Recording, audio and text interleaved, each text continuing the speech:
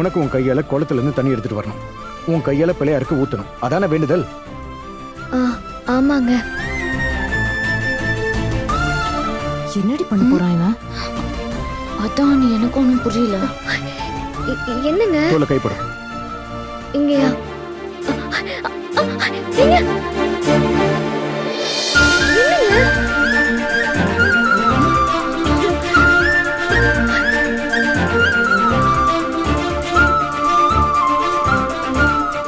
என்னடி இப்படி பண்ணி வச்சுட்ட?